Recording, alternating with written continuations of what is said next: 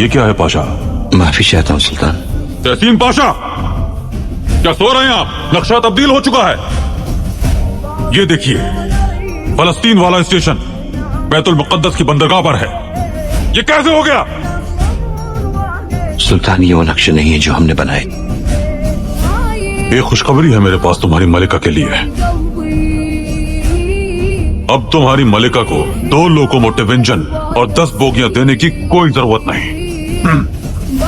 सुल्तान मौसम, ये कबूल नहीं मुझे।